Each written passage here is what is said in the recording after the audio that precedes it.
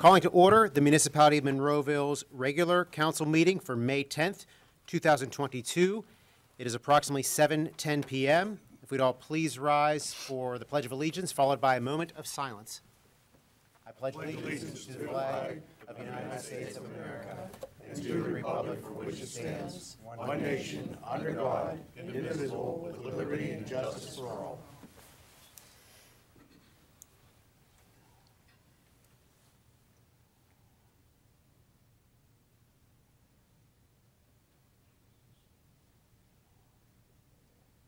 You may be seated.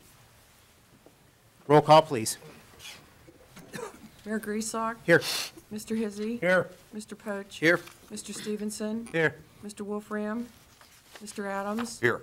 Mr. Williams. Here. Mr. Biondo. Here. Mr. Little. Here. Mr. Ratcher. Here. Ms. Rock. Here. Mr. Hugus. Here. Mr. Sedlak. Here. Mr. Weldon. Here. Welcome, everyone. We're going to start with public comment on proposed agenda items only. This is for any resident that would like to discuss anything that's on the agenda. Oh, here it is. And just, we are going to have a presentation shortly from Chris Coop, lead specialist for public affairs, energy transfer. I will allow another comment period after that presentation as well. So if there is anything else on the agenda that anyone would like to make a comment on at this time, now's your chance. Seeing none, we're going to close the public comment period on agenda items. And I have a proclamation to read into the record for National Police Week, May 15th through the 21st, 2022.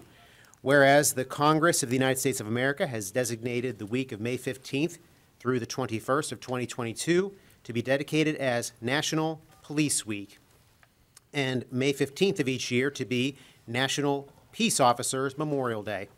And whereas the law enforcement officers are guardians of life and property, defenders of individual right to be free men, warriors in the war against crime, and dedicated to the preservation of life, liberty, and the pursuit of happiness. And whereas it is known that every 57 hours an American police officer will be killed in the line of duty somewhere in the United States, and 187 officers will be seriously assaulted in the performance of their duties. Our community joins with other cities and towns to honor all peace officers everywhere. Now therefore I, Nicholas Griesbach, Mayor of the Municipality of Monroeville, Pennsylvania, proclaim the week of May 15th through the 21st, 2022 to be Police Week, and call upon all citizens in this community to especially honor and show our sincere appreciation for the police officers of this community by deed, remark, and attitude. I call upon all our citizens to make every effort to express their thanks to our men and women who make it possible for us to leave our homes and family in safety each day and to return to our homes knowing we are protected by men and women willing to sacrifice their lives, if necessary, to guard our loved ones, property, and government against all who would violate the law. And I'm signing this proclamation and signing it into the record May 10th, 2022.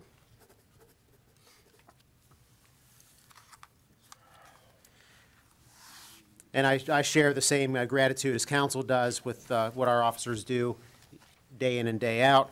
Earlier this afternoon, I had the opportunity to join some of our officers with the annual torch run for Special Olympics, as the torch made its way from downtown Pittsburgh to State College over 3 days.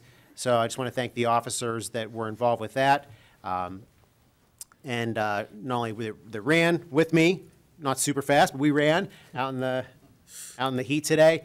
And all the officers' support of helping with traffic. And we had a lot of agencies that were involved from Pittsburgh and throughout the region. And it was a very nice event. So it's a way to raise money for Special Olympics. And thank Mr. Little, Mr. Stevenson, Mr. Biondo for your donations. Thank you. And it's also a way to honor fallen officers throughout the Commonwealth every year. So this is a very appropriate time on this day to be signing this proclamation. And we are going to move over to our presentation. Chris Coop from Energy Transfer, Petroleum Pipelines in Monroeville. So Chris, welcome. Thank you for coming out here this evening. We really appreciate your time.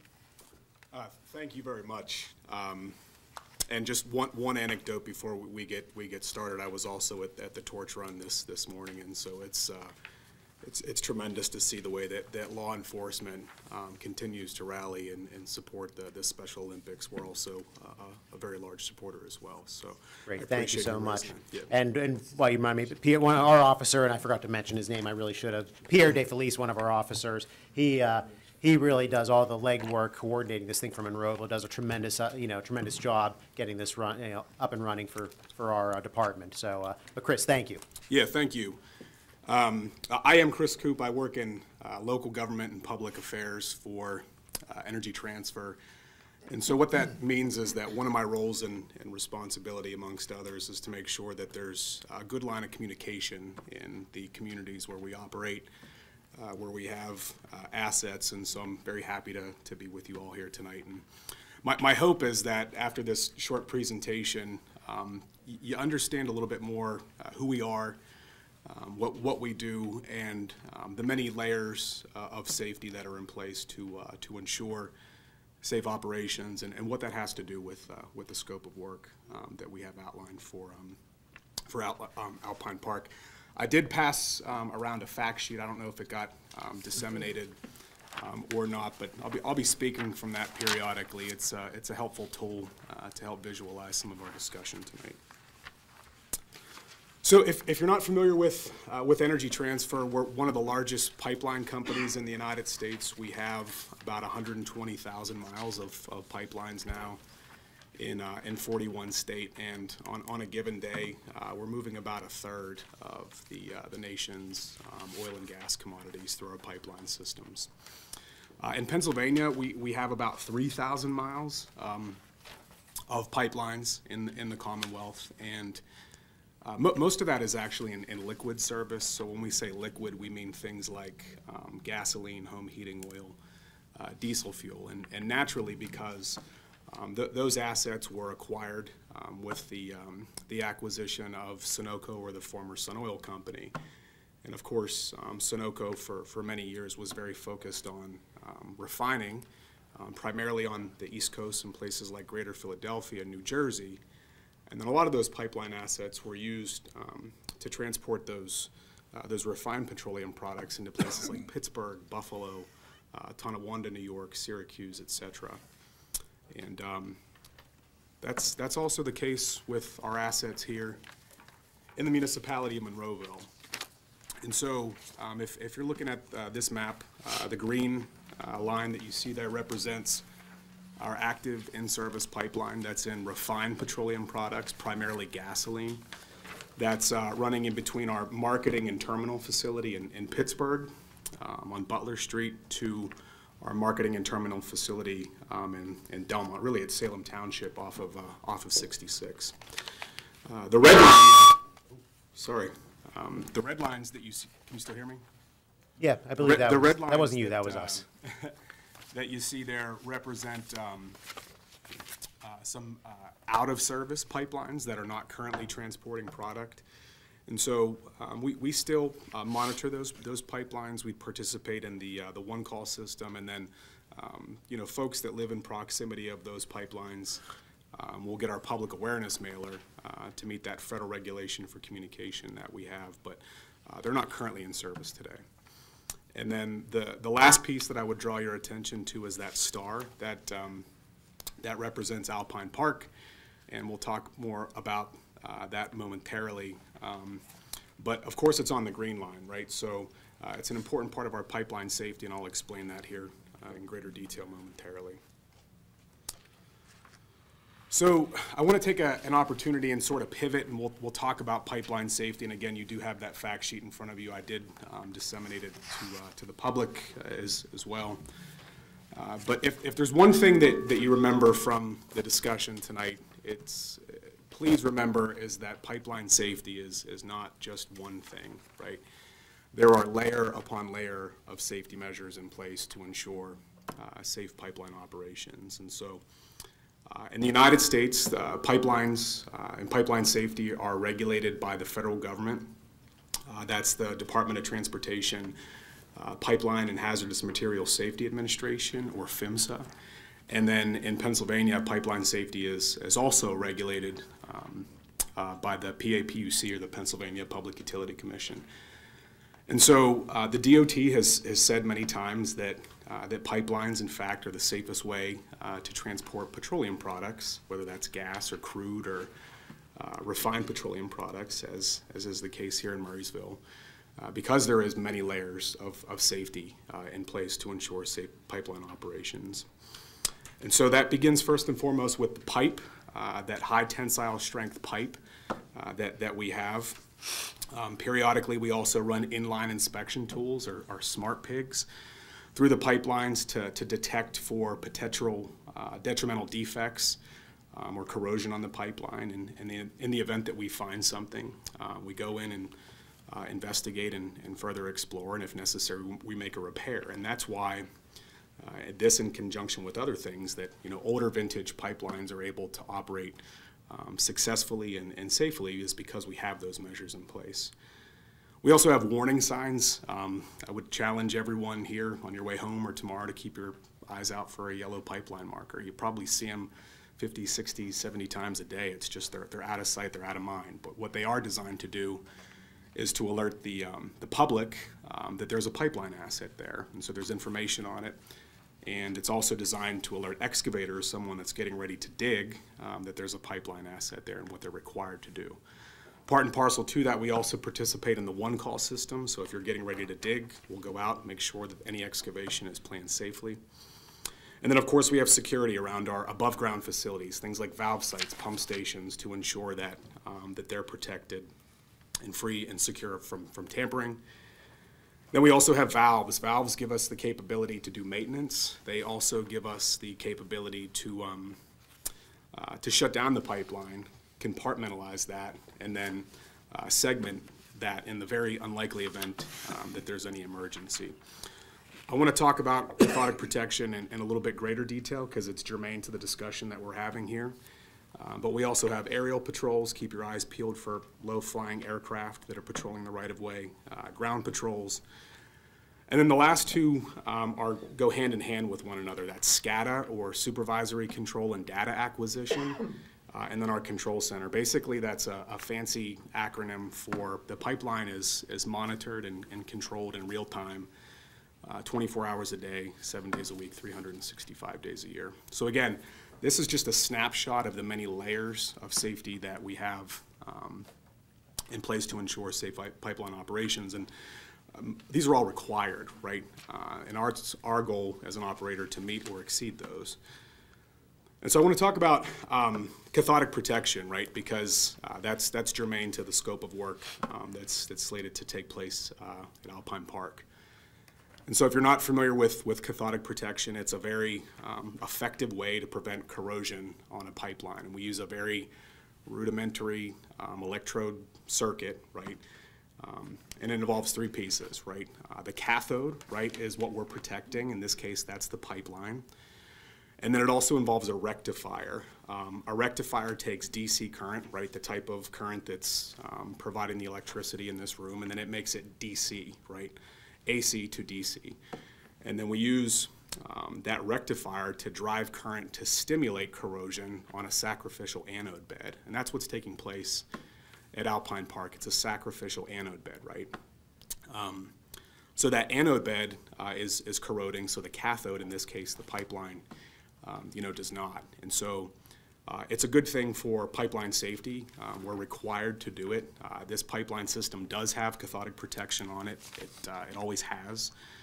But periodically we're required to update that because anode beds naturally become depleted over time, right? We want them to do that because if they're depleting, the pipeline's not, right? And so that's effectively the scope of work for Alpine Park. It's a conventional anode bed. It's about 7 days to install. Very quickly after that's installed, it'll go back to, I think, meadow condition. And hopefully before midsummer, that's, people are kicking a soccer ball or having a picnic out on it.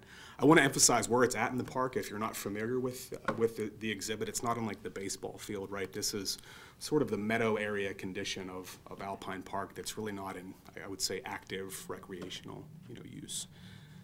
And that's a good thing because the other alternative to achieve that cathodic protection obligation that we have is a linear anode, right? A linear anode bed runs parallel to the pipeline, and in this case, we would be in people's front yards, reinstalling a linear, trench line to achieve those cathodic protection obligations that we have. So again, to recap, the cathode, right, is the pipeline.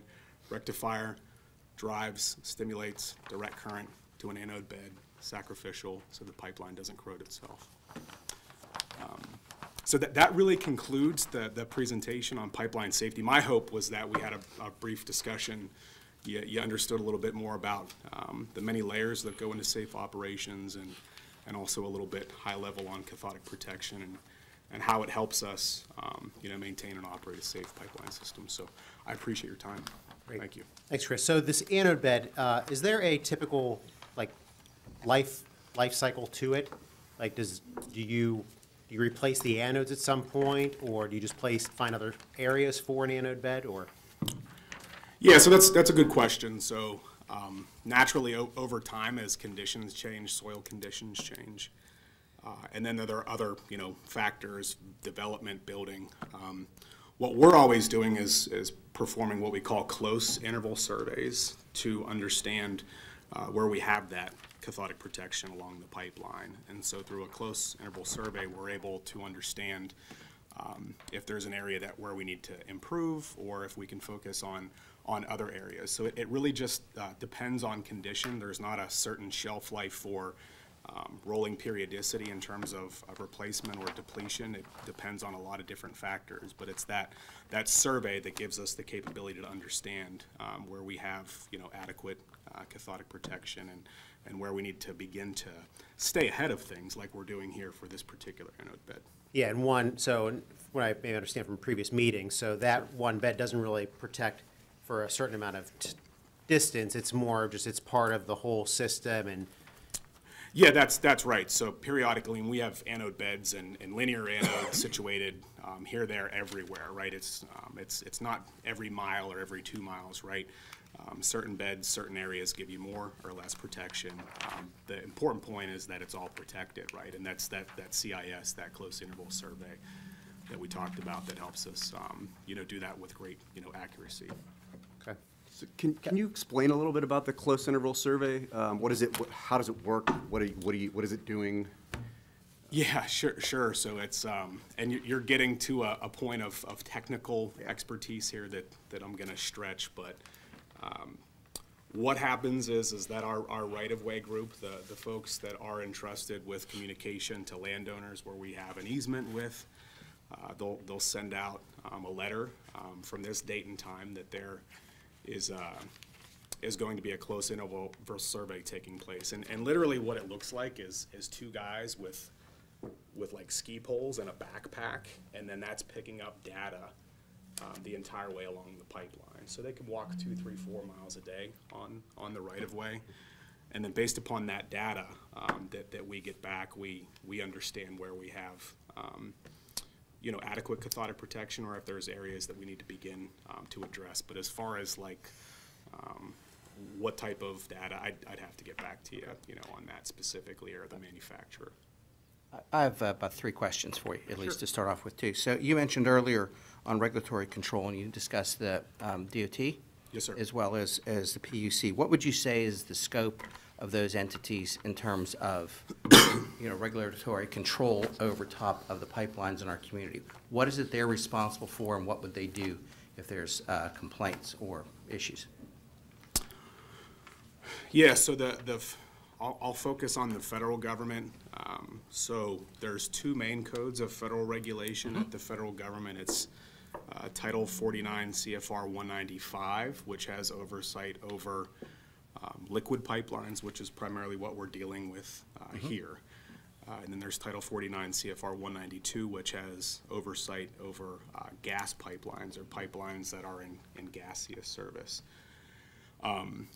So as an operator, we are obliged to meet or exceed all of those regulations. And so that's furnishing the federal government periodically with data to establish that we are in compliance. If we have a data request, we're required to have that information, in hand and provide that to them. So you would describe it as a regular reporting mechanism for oversight Oh, of yeah. pipelines, okay? And Yeah. those are also generally in partnership with the state? Yeah, so in Pennsylvania, historically, the PAPUC, and I'm not a spokesperson for the PUC or PHMSA, but historically, they have enforced the code of federal regulations. right. So they've taken the federal regs and they're enforcing those at the state level. So they're enforcing the same thing. There's not necessarily conflict or redundancy, but additional regulatory oversight. And that's very common in all aspects of government, federal and state. So also you mentioned earlier you talked a little bit about the notification of residents and people that are around them. Sure. How often and how regularly, and what are the conditions that people are notified of changes or information concerning the pipeline that's close to them? Yeah, so I'll approach it this way. I mean, anytime that we're going to be out on working on the right-of-way, really as a standard operating procedure and a matter of best practice, we want to communicate with those residents. That way they're not surprised. And I will tell you, our pipeliners that have been with the company for, in some cases, 20 and 30 years. I mean, they know all of these landowners that we have easements with, by name, have good rapport and relationships. But we're still communicating with people proactively before we go out and we have any activity. So it's not necessarily annually, or there's not a set schedule and notification of the Well, condition of the pipe? Yeah, let me clarify. And then Sure. there's the public awareness obligation that we have, Please right? expand on that, yeah. Yeah, so for public awareness, the DOT, in this case, that 195 regulation that I referenced, they've incorporated a spec called RP 1162. And so it establishes, periodicity in terms of how often we're obligated to communicate with online landowners, the public, if you will. And it's not just online landowners, it's folks that are in a certain proximity to a pipeline asset. What exactly that is, I don't know, but basically it's the folks that live near a pipeline. And that's alerting them to the fact that there is a pipeline in their area. It's the operator's information, what to be aware of, information on one call, and then that don't quote me on this, I'll provide you with the correct answer, but for landowners, I think, or residents, I think it's biannual. For first responders, it's a different type of information. I want to say that's annual. Again, let me confirm that. And then for municipal government, I think, Tim, you probably receive our public awareness information on an annual basis as well. But So roughly in the range, it's safe to say annually to biannually, Yeah, depending on yeah, of course. to do that too. Okay, Yeah. last question for you. From the map that's on here, Yep. I did a little work from, DOT has some information, available and it went by Allegheny County, and some phenomenal amount of pipeline. We have 428 miles of pipe in Allegheny County, but specific to the ones that you can speak to that are listed on our map here too. When was the last time you actually had an emergency in a pipeline in our area? To your knowledge, and then if not, you can get back to a more specific date, but I'm not familiar with us having had a recent emergency situation in this area. I've been with the company for, about 8 years now, and, we've never had an issue in Monroeville. so not in recent memory. Okay. Not That's a since great- I've been with the company. That's a great start, thank you. So you said the public awareness obligation, does that extend to the out-of-service lines as well? I think you said somewhere in your presentation that you provided information to people that are along the out-of-service lines as well. Maybe I misheard that. No, you didn't. The out-of-service. Correct, yes. Not currently in service pipelines, those folks get our public awareness mailer as well. Council, any other questions? Are the out-of-service lines protected, like the ones being used with the cathodic? Yeah, so we focus our resources on the in-service naturally, but what I would emphasize is that, and this happens periodically, you'll take an out-of-service pipeline, market conditions change, they're very dynamic. Before that pipeline would come into service, let's say that it's been out of service for an extended period of time, it must meet those federal regulations, and so that would likely include rigorous, inline inspection tool, potentially, integrity digs in certain places. But before that pipeline would go back into service, it would need to meet the federal regulations for pipeline safety, cathodic protection, inline inspection, et cetera. Mr. Williams? I probably live within 100 yards of the pipeline, and I don't ever remember getting a piece of mail about it off of Northern Pike, Which pipeline? up above Holiday Center, What's your address? 3783 Northern Pike. I don't know that it's there. Well, it doesn't matter. Northern Pike, Yes, Monroeville, PA. yes.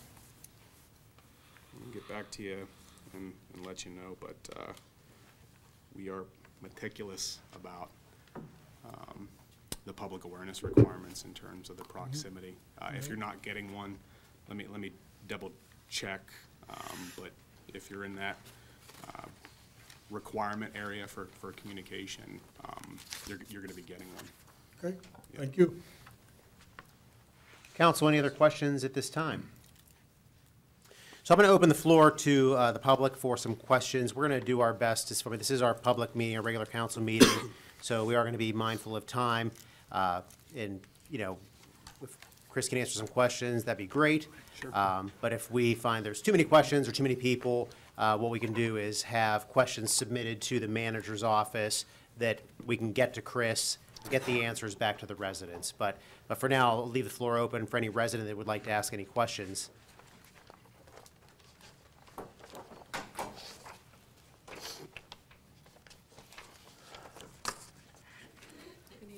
Georgiana Woodhall. I still have quite a few unanswered questions. Mayor, but I did take your advice.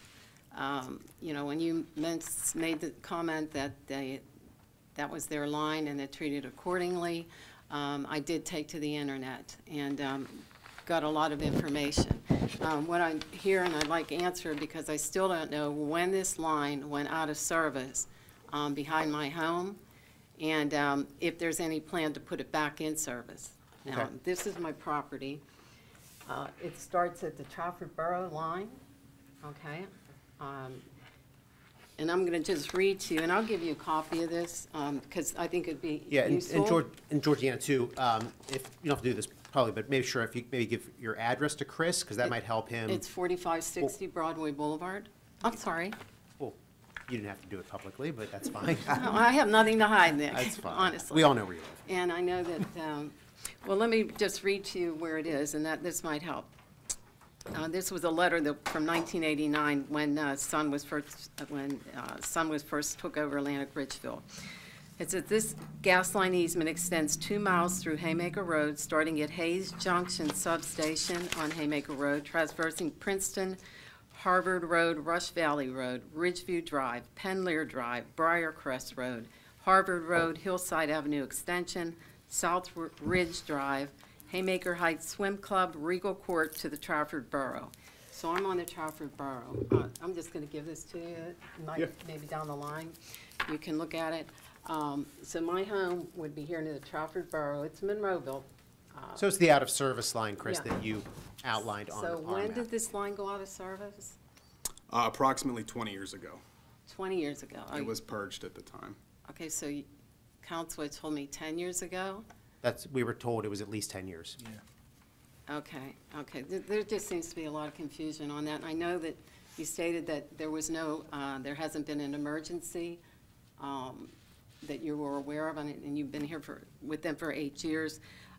That when I visited my neighbor at 4565 a week ago, he had mentioned that A few years back, just a few years back, he noticed a substance near one of those poles, which is at the end of his driveway, but very close and part of it on my property, a black substance coming up.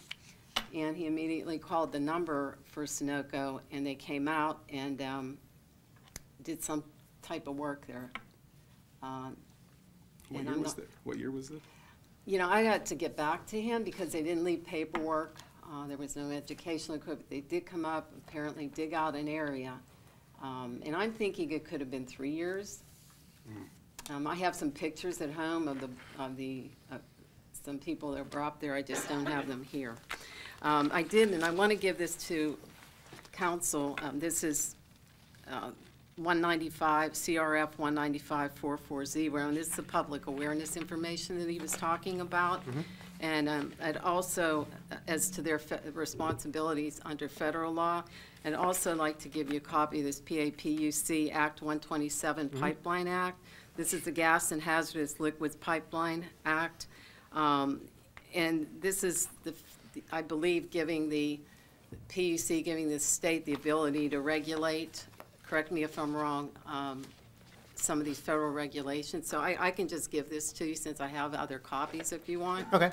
And then we'll make um, sure, if you give it to me, I'll make sure council Yeah, gets and a then copy. also on here, there's through the PAPUC, there's public resources that are available. But I can tell you that, you know, because of the short amount of time to prepare for this, when I was going to door, and people who have the gas line on their property have never seen this wonderful little thing that I get every once in a while.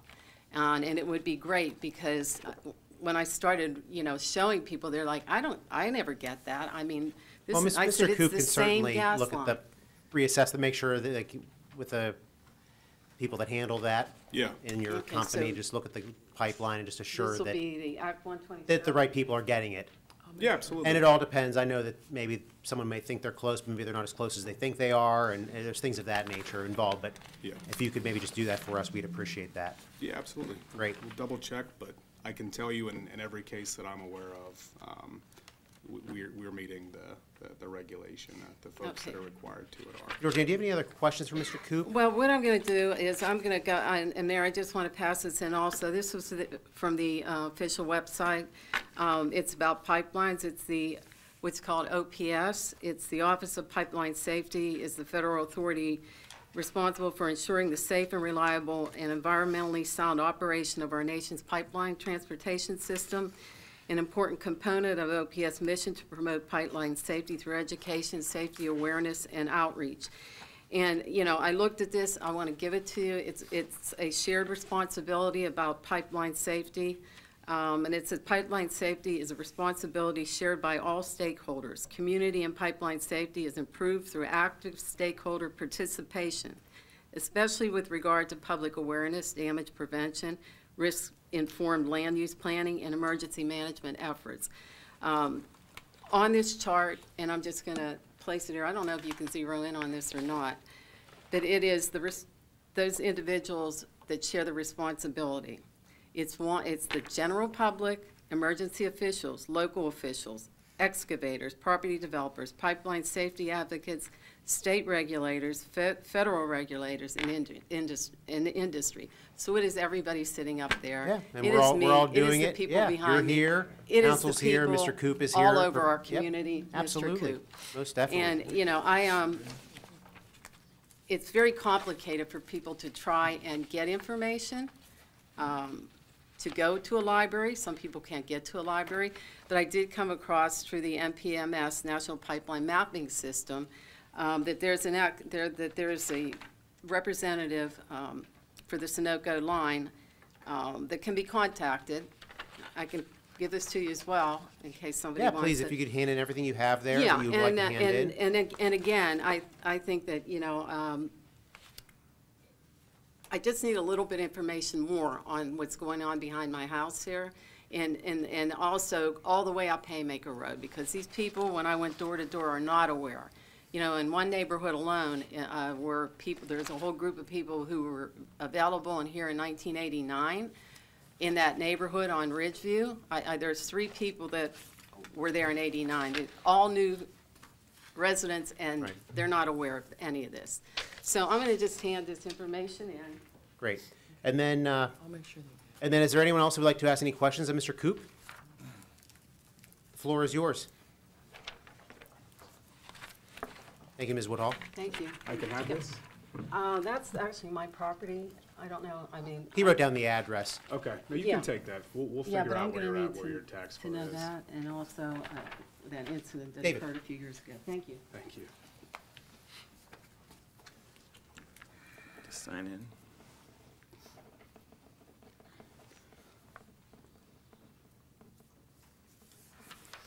Okay, just a real quick question to follow up on Ms. Woodhull's presentation. The map that you showed in your brief presentation, I don't know how that's going to look at home. It was difficult to see here. I was just wondering, just on top of what Ms. Woodhull was saying about just public information being as transparent as possible, where would, if people would come to me, and I'm part of several environmental groups, including Protect PT and Sustainable Monroeville, if people came to me asking, where are the active pipelines, where are the inactive pipelines, where can I access that map? Where could anybody in Monroeville or anywhere in this area, because obviously the pipelines aren't just in Monroeville, where could we access that map so that we could look at it ourselves? Sure. So the federal government has a website. It's, I think Ms. Woodhull actually referenced it. It's called the National Pipeline Mapping System. And so all of the pipelines that fall under federal jurisdiction are located in that, call it a database. It's really a GIS mapping system. And there's a lot of different capabilities. It'll provide you with the service of the pipeline, you know, who the operator is, various different, you know, levels of information. But that's a really good, you know, resource for the public and stakeholders and local government and emergency responders to understand where pipelines are in their community, but that shouldn't be taken for granted.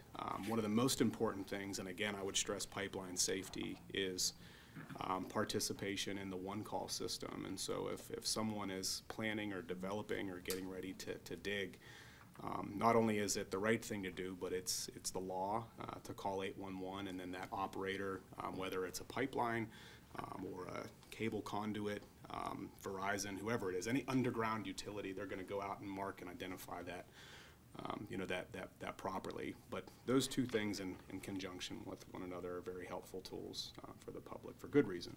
Right. If I could just follow up on that, just for any ambiguity with people when they say you're going to dig, and I'm going to guess that everybody here has had a chance to sometimes, you know, dig somewhere.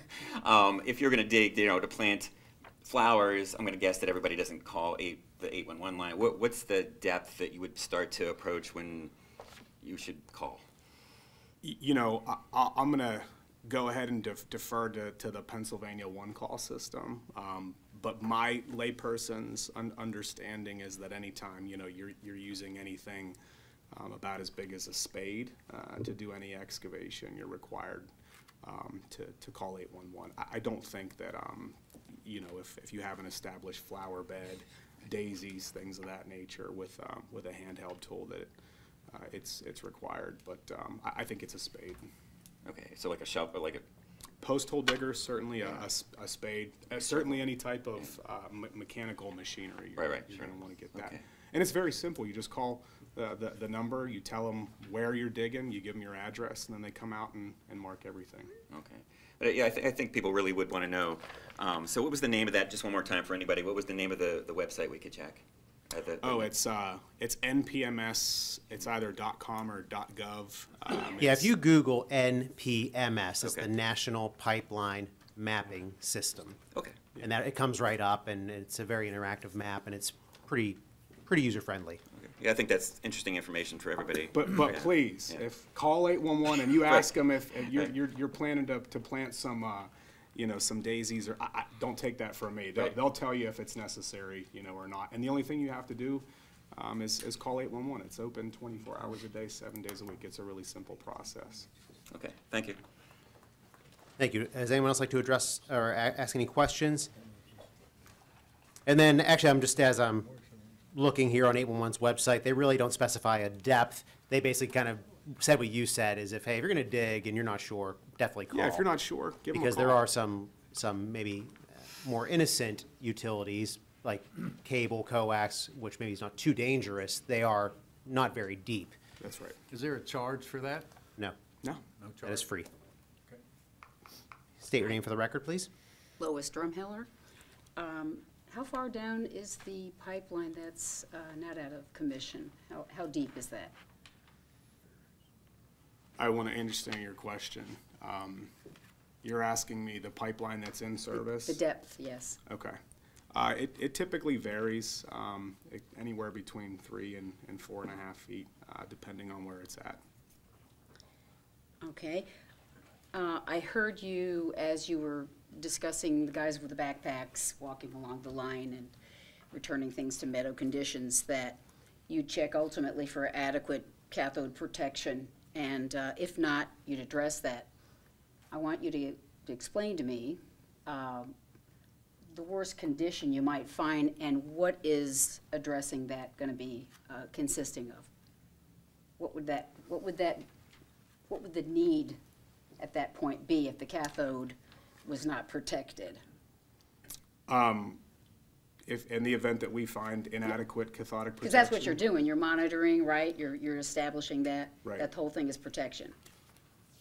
Yeah, I mean, in the event that we find inadequate cathodic protection, we're required to correct that and achieve the appropriate amount of cathodic protection. Yeah, that's what I would like you to explain, how that would be done. Give me a scenario as to what you would have to do. You've already explained that it would be anywhere between 3 and 4.5 feet down, depending. But then if there was a section of that that was not performing and was, in fact, not a safety, it was a safety concern, then what would that entail? You know, what are the steps that you would take? Would it be to go into a right-of-way 20 feet either side, go digging down the depth of the pipeline? So, I'm sorry, Mr. Drummond, if I could just so I understand it as well. So, are you talking about there was an issue with the pipe itself, or actually with the anode bed, the cathodic protection? Well, the best I can understand about this is the whole reason to have this cathode protection is to prevent corrosion. Correct. And also, I tied that too, correct me if I'm wrong, that if you were conducting the monitoring and you found that, well, we don't have adequate protection, okay, then you said we would address that, and I'd like to know the scenario of what that is. Give me your worst case scenario and tell me what you would be doing. Well, again, the one thing that I would emphasize is that there are layer upon layer of safety measures in place to ensure safe pipeline operation. And so I really want to refrain from speculating, but the reality is if with a close interval survey and that type of data collection, if we found our cathodic protection system to be out of compliance of what is required through the regulation, we would begin to prepare plans to come back into compliance. That's plain and simple. That's the approach. And would that be more of like maybe possibly repairing one that's already there, or maybe adding additional? Yeah, it could be beds? a number of things. It could be I'm looking for action verbs. We would dig down, we would then do, step by step. I'm trying to imagine what this could entail, because first of all. Well, replace, dig, replace, repair. Are those the kind of words you were? Yeah, that's what I was trying to get a picture of that. Yeah, I mean, quite simply, I mean, we would prepare a scope of work to address the cathodic protection deficiency. That could be the installation of a new linear anode. Maybe it's a problem with a rectifier or a lead that's connected to the pipeline. There's just too many different scenarios to speculate what we might do in a given situation, other than developing a scope of work to regain compliance. So you develop the scope of work, and then you get somebody to engineer that and tell you what it would entail to make it correct again. Is there a place that possibly, in addition to that website that you're giving out, that one could understand better about rectifying on sacrificial anode beds? Because it doesn't stream a picture to your mind when you're hearing those words, unless you're an engineer and you're doing that type of work. Not that I'm aware of, other than the public awareness and the public affairs materials that we've developed to provide that snapshot. There's, I don't know if you looked at it or if you got one. This is what I'm writing my notes on the back of it. So It's Lois, do you have very any other good. questions at this time for Mr. Coop? Yeah, well, I take it that I'll have to dig, and then I Well, don't literally. dig, don't dig. Don't Call dig. 811 first. Don't But dig. I theoretically will try to figure Yeah, out and I guess what if you have any what additional- that looks like. Ms. Drummiller, if you have any other additional Nope, questions. that'll be it. But you could let Mr. Little know in the future if you have additional questions. I surely will. Thank Great. you. Anyone else like to, Thank you. any other questions for Mr. Coop before we wrap up this presentation? Seeing none, we're going to close this portion. Mr. Coop, thank you so much. We appreciate Thank you. your time. Thank you. Much And obliged. certainly, too, to the residents, if you know, there's people that are here, but if anyone is watching this, you know, now or later, and they have questions, please send it to the manager's office or your council person, and we'll make sure we get the answers to you. Okay, thank you very Great. much. Appreciate your time. Take care. Sir.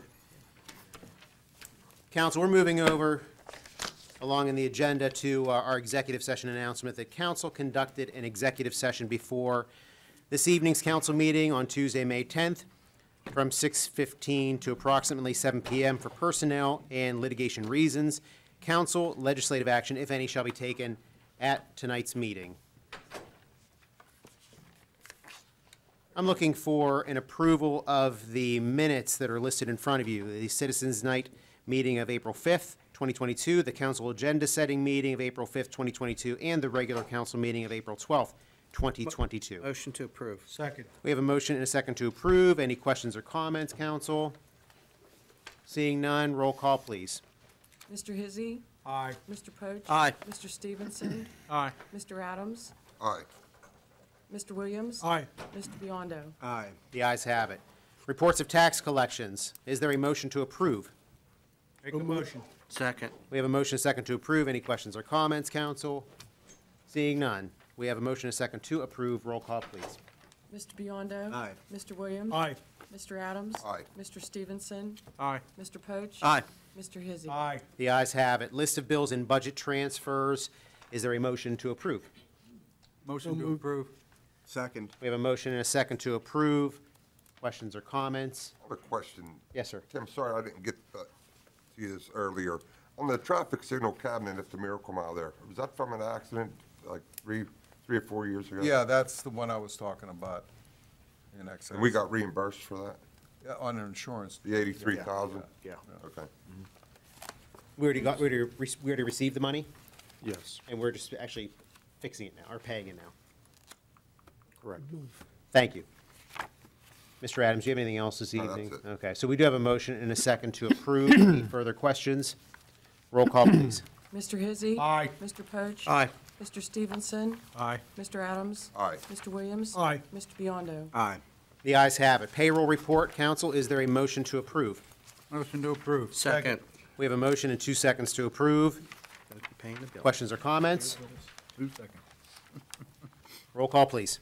Mr. Biondo. Aye. Mr. Williams. Aye. Mr. Adams. Aye. Mr. Stevenson, Aye. Mr. Poach. Aye. Mr. Hizzy. Aye. The ayes have it. Council, moving over to our vacancies on boards, commissions, and authorities. In your packet, it's in the blue section. Mr. Hizzy, do you have anything this evening? I have none, sir. Mr. Poach. I do have two to fill in this evening on the library board. One an action, another one for a nomination. Very good, your choice. The action first, Mr. Crane. These are listed, by the way, as ward assignments next to them. That's their residence. These are actually at-large members filling positions of folks that have resigned and have left the board. So they're not for those wards. Just so you know, they're the at-large positions. Very To understood. complete that, to do that. Motion for Mr. Michael Crane to be appointed. Second. We have a motion and a second to appoint Mr. Crane. All in favor? Aye. Aye. Opposed? The ayes have it, and then you said you have a nomination as well. I do, yes, for Ruth Payne, P-A-Y-N-E, as an at-large member, a nomination. for Okay. Consideration for next month. We will notate that. Do you have anything else this evening? I do not, sir. Mr. Stevenson. I also have two. One is a nomination and the other is an appointment. I would like to nominate John Washington for the, Planning? no, it's the. Planning Commission? No, Human Resource. Oh. He's on two things there. He was appointed last month. Remember you mentioned you appointed him? Well, I thought I did, but I was told that that didn't happen. Well, that is true, but the motion went through, and so he's appointed to the Human Needs and Resources Board. That was done last month. Okay. And if not, it's definitely done now. It's done All now. right. No, okay. Well, then I would like to make a motion to appoint Anthony Paclusa to the Planning Commission for an unexpired term. That's for an appointment. Okay, very good. Is there a second? Second. All in favor? Aye. Opposed? The ayes have it. Thank you. Good. Very good. Thank you. Mr. Adams? Nothing, Mayor. Mr. Williams? I'd like to appoint Leonard Bertoni to the Planning Commission. That's an appointment. Is there a second? Second. We have a motion and a second to appoint. All in favor? Aye. Aye. Opposed? The ayes have it. Anything else, Mr. Williams? Nothing else, thank you. Mr. Biondo? Nothing. Thank you. Moving over to our bids and proposals, we have one this evening, Monroeville Boulevard and Wingate Drive traffic signal bids, project number 22-01-TS. Mr. Little? Yes, council has in their packet, as I mentioned Thursday night at the agenda-setting meeting, we had two bids, one from Bronner Technical Services and one from Traffic Control and Engineering. And recommend looking for a motion to award the bid to Bronner Technical Services for $299,999.99. And the notation at the bottom of the memo from Mr. Hugus is that we do have a reimbursable grant in the amount of $226,709.17 for this project. Great deal. Motion to approve. Second. Motion second to approve. Any questions or comments? Roll call, please. Mr. Biondo? Aye. Mr. Williams? Aye. Mr. Adams? Aye. Mr. Stevenson? Aye. Mr. Poach? Aye. Mr. Hizzy? Aye. The ayes have it. Moving over to our consent agenda of new business, 20-4-STR, KDP Roosevelt, 369 LLC, which is the Penn Monroe Taco Bell. Mr. Little, please. Yeah, the applicant's requesting a site plan approval to construct 2,722 square feet restaurant and associated site amenities. Property is located at 204 Duff Road and known as tax parcel ID 743G066 in the C2 Business Commercial District. Application is a revision to the application of 20-4 Penn Monroe Shops.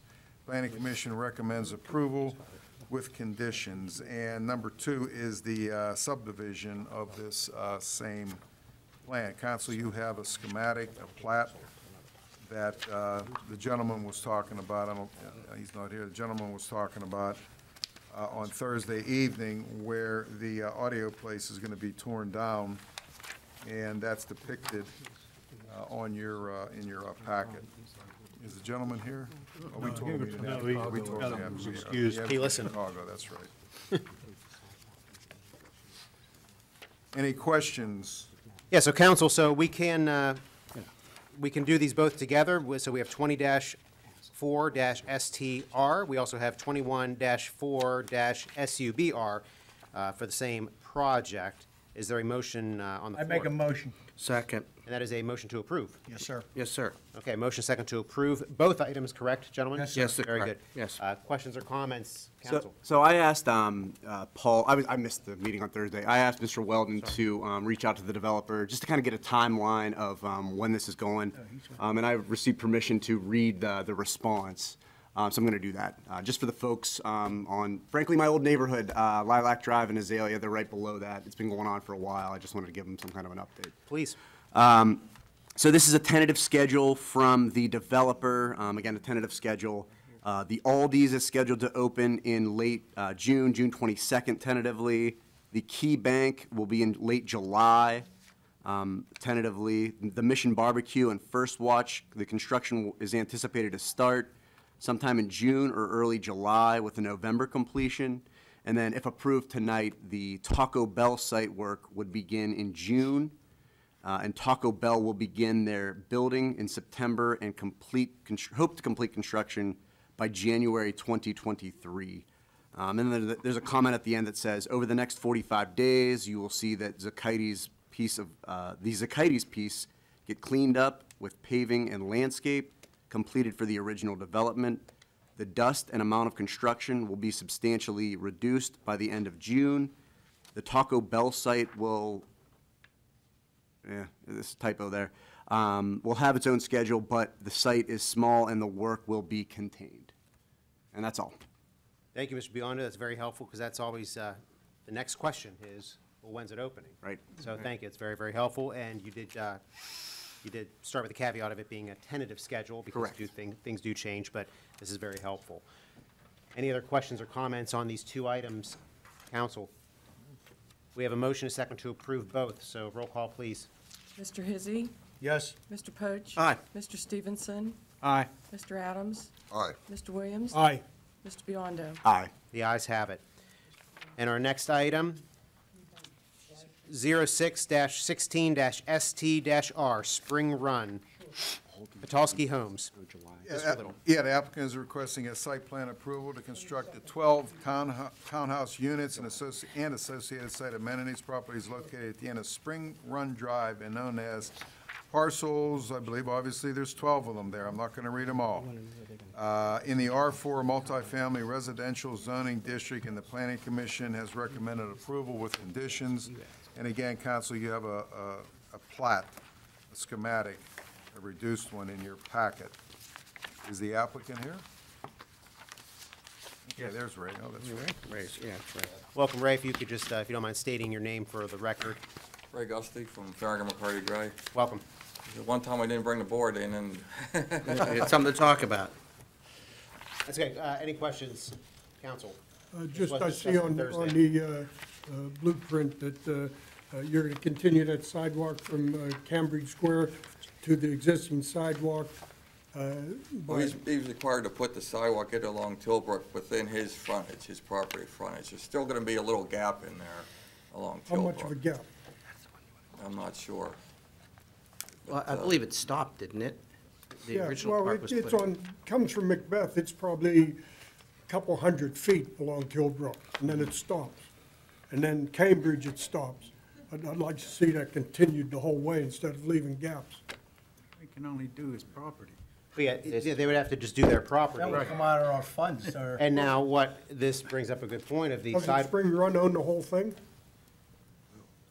Well, that was done in the 80s, so that was Right. before, I believe, before sidewalks were required, but they would, Spring Run still own the whole complex? no, Petoskey bought that section of Spring Run. Well, I'd like to know how much of a gap there's gonna be there. I can figure that out and let Mr. Weldon know. yeah, so to answer Mr. Williams' question, though, I mean, does Spring Run own all the way down Tilbrook until it gets to Cambridge? Or are there other property owners in between there? No, Is that- it's one- No, it's just Spring Run. So from Macbeth, the intersection of Macbeth and Tilbrook, that's Cambridge Square, or Cambridge, they put their sidewalk in. And I believe there's a gap from Spring Run, and then Mr. Petoskey needs to add the sidewalk in the frontage. Of what he's that he developing. owns. So there's still gonna be, there'll still be a Well, gap. the print notes that the smooth transition to existing sidewalk, and you're saying that's not gonna happen? He's required to put in the sidewalk within his property frontage along Tilbrook, not all of Spring Run. There's still gonna be a gap there, I believe. Ray, we won't hold you to a number. What do you think the estimate is of how much sidewalk we're talking about here? Of sidewalk maybe they're required, or of what lack No, of the of the gap? gap, what the gap will be if Mr. Petoskey puts his piece of sidewalk in. And then I think you're saying there's still a piece that's gonna be. Yeah, I can measure it. I'm not exactly sure what I it would be, like mean- 150, 200 feet maybe? Oh, you're kidding me. It's that much? Yeah. Okay. Well, what are the, That's Cambridge Square. Mr. Hugus or Yes. Mr. Wilden, whoever wants to raise their So hand. the So what are the side- rules? What are the regulations? What are they required to do? by Let's the start with ordinance? what's factual. The Thank you. sidewalk that you see on Tilbrook Road is for Malcolm Court. That was a newer development. So where Malcolm Court's property line ends is now Spring Run. The section of Spring Run was never built because it was before the standards were in place. So there is a section of sidewalk that is going to be missing where Mr. Patulski will pick up where his property line starts. So, you know, it's, what you're thinking is part of Spring Run is actually Malcolm Court's development. Yes. And Mr. Patulski doesn't own the other part in question. Correct, the that's gap. correct. That's owned by the Spring Run Homeowners Association, actually. Okay. And so as long as we're following the ordinance and the rules and regulations, I mean, I think we move forward, but to what the road you're going down or the sidewalk you're going down is this, I think this is a perfect example of why we, you know, stick to that sidewalk ordinance, and we've been doing that over the past few months, and maybe that is a spot where we maybe look at, you know, putting those funds towards that area. And that's something we can talk about with the homeowner association of Spring Run. Because they would have to maintain them. Right. If we put them in there, they would have to maintain them. Right, but that's outside of what Right, we're considering this evening. Right. But down, He's putting sidewalk in. he's following the rules, and your Correct. your client is. Within the frontage that he owns Exactly, along Tilbrook. And But- that's all that's required by ordinance. correct. I know that, yeah. Any other questions at this point about the project, council? And, Long time coming, Ray. we did not have Long time a coming. motion on this yet, but is there a motion, I will make a motion. Second. and that's a motion to approve? Yes, sir. And a second, correct. Last chance for questions or comments. Motion second to approve, roll call, please. Mr. Biondo? Aye. Mr. Williams? Aye. Mr. Adams? Aye. Mr. Stevenson? Aye. Mr. Poach? Aye. Mr. Hizzy? Aye. The ayes have it. Thanks, Rick. Thank you. Council, moving over to our motions, we have 4 this evening. Mr. Little. The first one is a motion to authorize the advertise an ordinance to adopt the 2018 edition of the International Property Management Code, more or less a housekeeping item, which Mr. Hughes explained on Thursday night. Motion to approve. Second. Motion second to approve. Any questions or comments? Seeing none, roll call, please. Mr. Hizzy? Aye. Mr. Poach? Aye. Mr. Stevenson? Aye. Mr. Adams? Aye. Mr. Williams? Aye. Mr. Biondo? Aye. Next item. Okay, a motion to authorize to advertise an ordinance amending the administrative benefit ordinance number 2630 to include police cadets, Act 120 municipal police officers, education, and training commission. As I explained on Thursday evening, this is for those cadets who do not have Act 120 certification, but will be going to the police academy. Make a motion to approve. Second. Motion second to approve. Questions or comments? Seeing none, roll call, please. Mr. Biondo? Aye. Mr. Williams? Aye. Mr. Adams? Aye. Mr. Stevenson? Aye. Mr. Poach? Aye. Mr. Hizzy? Aye. The ayes have it. Next item, Mr. Little. Okay, the next item pertains to the same subject. It's a motion to authorize to advertise an ordinance amending the administrative salary in ordinance 2753 to include police cadets. Make a motion to approve. Second. Motion second to approve. Questions or comments? Seeing none, roll call, please. Mr. Hizzy? Aye. Mr. Poach? Aye. Mr. Stevenson? Aye. Mr. Adams? Aye. Mr. Williams? Aye. Mr. Biondo? Aye. The ayes have it. Fourth item. Okay, this is a motion authorized to advertise an ordinance to amend the non-uniform pension plan. This is to include the Family Medical Leave Act.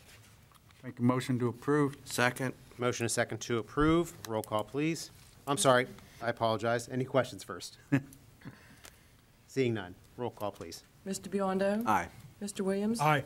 Mr. Adams? Aye. Mr. Stevenson? Aye. Mr. Poach? Aye. Mr. Hizzy? Aye. The ayes have it. Moving over to our resolutions, we have 3 this evening. Mr. Little. Yeah, the first one is a resolution adopting the Mod Wash Sewage Planning Module as required by the DEP. 286.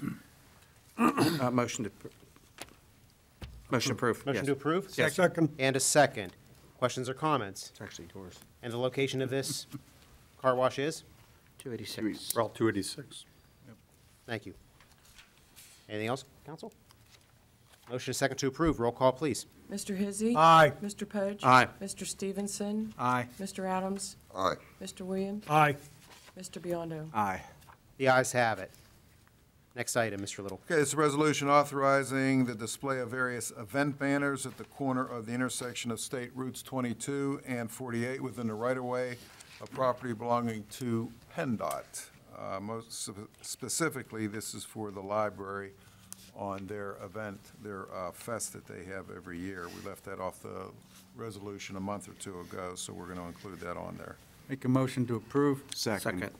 Motion is second to approve. Questions or comments? Yeah, quick comment on, Tim, I think you've gotten some other events sent to you for emails regarding that, another fundraising for the fire department as well.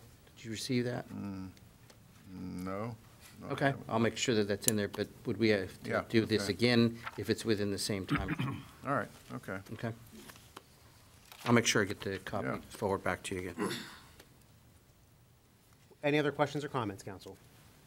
Seeing none, we have a motion and a second to approve. Roll call, please. Mr. Biondo.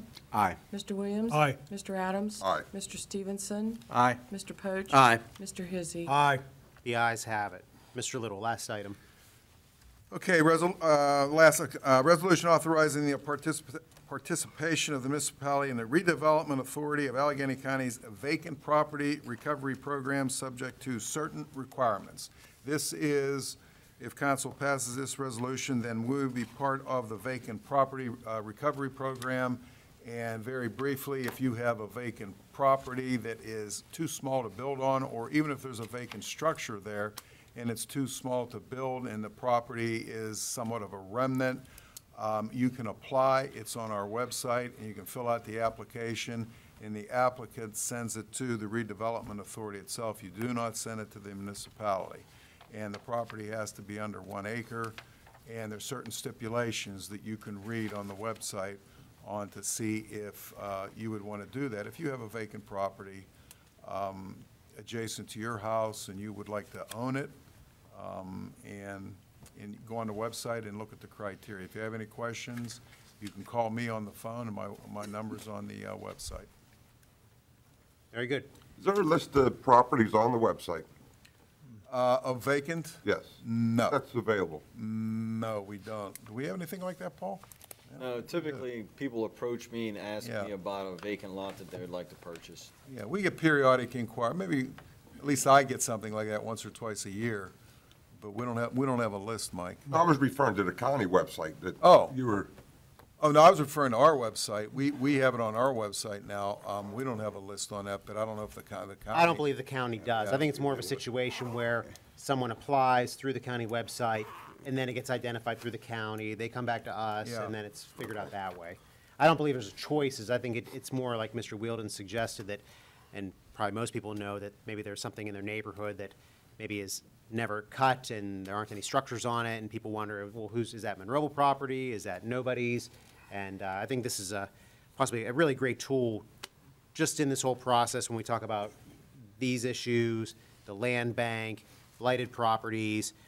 So this is just another way of hopefully trying to get ahead of some of these properties. Mr. Mayor? Yes. I think the public needs to know that a minimum building lot in Monroeville is 7,500 square feet. So anything less than that might qualify for this. Thank you. Very good. Any other questions or comments at this point? Now, we didn't receive a motion up to this point. Is there a motion on the floor for this item? So moved. Second. And that's to approve. A motion is second. Roll call, please. Mr. Hizzy. Aye. Mr. Poach. Aye. Mr. Stevenson. Nay. Mr. Adams. aye. Mr. Williams. Aye. Mr. Biondo. Aye. The ayes have it. Moving over to reports of municipal staff. Mr. Ratcher, do you have anything this evening? I do have an item, Mr. Mayor. The municipality received a favorable decision in some litigation that we were involved in. This involved a developer who wanted to put a billboard up at the Meineke Muffler, which is just up the street here on Monroeville Boulevard. And council denied him the right to do so. I think it was back in early 2021. And it made its way through Common Pleas Court and the appellate courts, and the courts all sided with the municipality. We did have a provision in our ordinance which says that that cannot be done unless it's pursuant to a certain process. The developer didn't follow that process. So ultimately, the municipality prevailed, and the opinion is on the council website, so if anybody has trouble getting to sleep the next couple nights, take a look at it. It's there. Great. That's all I have. Thank you. Oh, thank you for the update. Any questions about that item, council? No. But yeah, that's definitely a good decision for Monroeville. It was a good decision by the council at that time to deny that, and it's good for the community. And these are the kind of things that as we move forward in our new zoning ordinance, the zoning update, these electronic signs are really something we need to hone in on and really regulate, because that technology really wasn't there when our zoning ordinance was put together. Yeah, and to that end, if I can just say, there was a little bit of a concern because we had some undefined terms in our zoning ordinance, and that was really where the weak part of our case was. But I have confirmed with Mr. Weldon and the new ordinance that we've defined those terms now, so we've tightened it up even more. So excellent. We can be pretty confident going forward, I think. Very good. Thank you. Mr. Little, you have a couple items this evening. Yes, let's see here. Okay, the Allegheny County, I mentioned this on Thursday night at the agenda setting meeting. The county will be doing some milling and paving on Haymaker Road between Penn Lear and Broadway Boulevard. Now, this all depends on the weather. So they'll be doing that this construction season. When they're going to start, they don't state in their letter, but all work will be at 6 a.m. to 6 p.m. on weekdays. Also, there'll be milling, paving, and base repairs, drainage improvements, shoulder work, and guide rail replacement on Patton Street in Wilmerding and Monroeville Road between Jefferson Street and Monroeville Boulevard.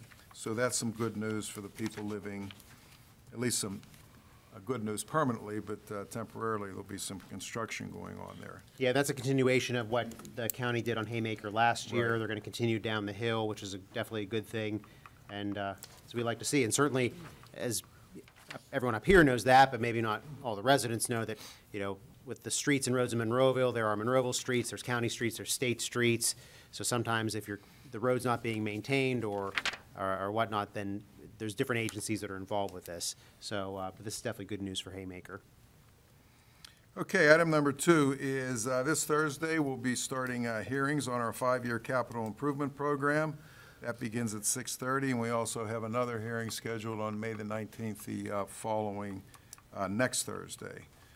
Department heads will be giving their presentation on their capital improvement program. And item number 3 is the household hazardous waste and electronic collection event.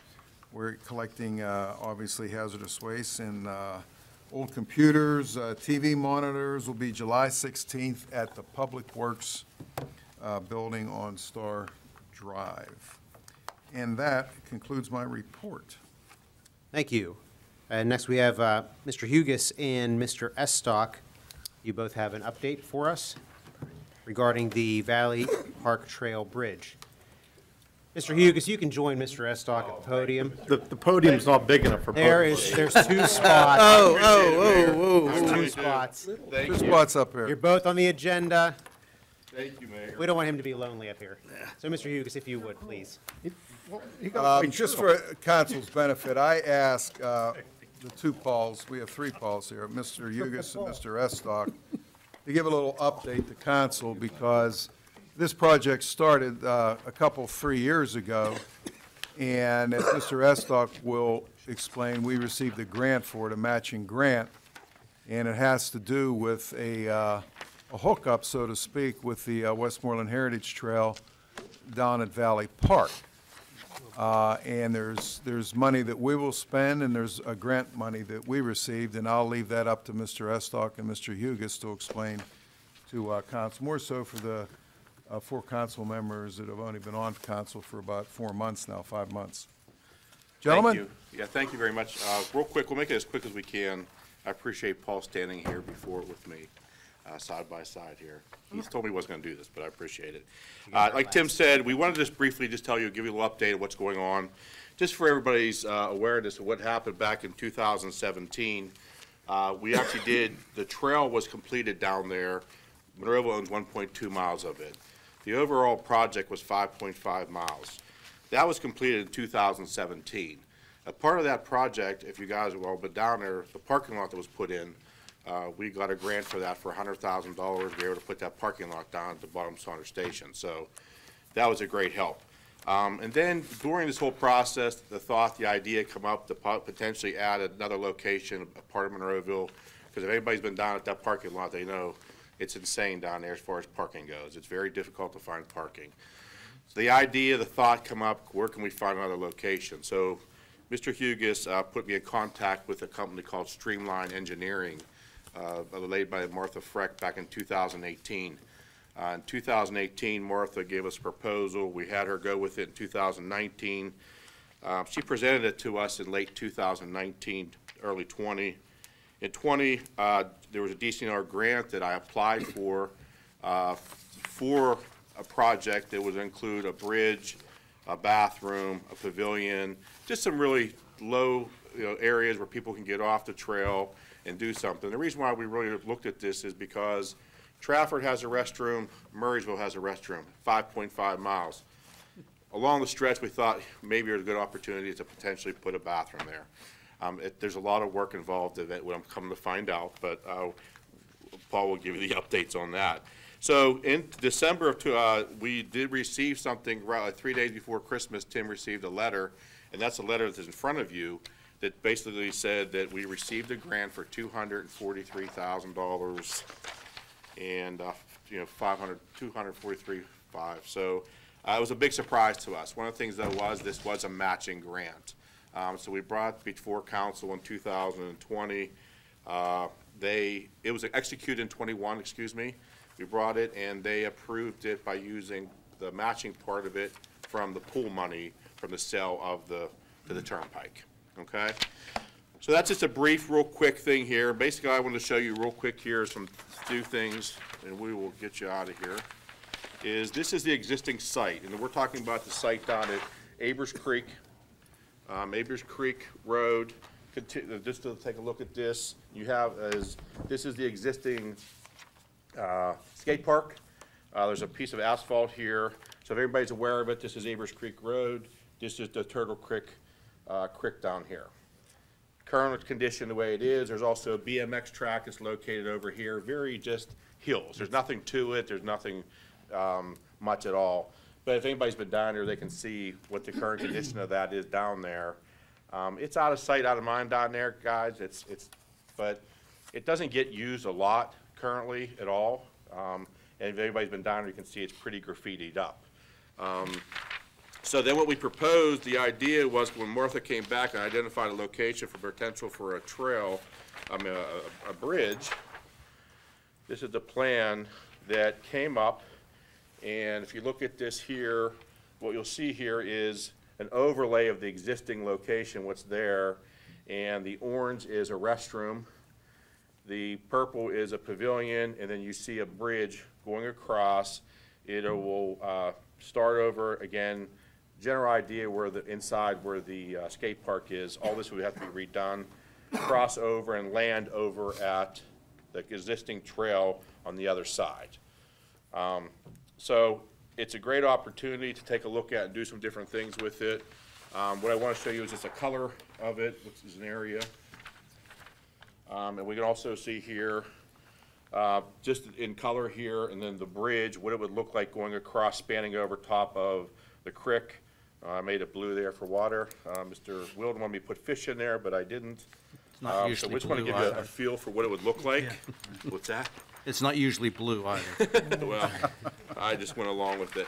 Just to get this weekend. This weekend, no. So just to give everybody a little feel for what it would look like, couple things here I just wanted to show you. It's easier to show it this way here.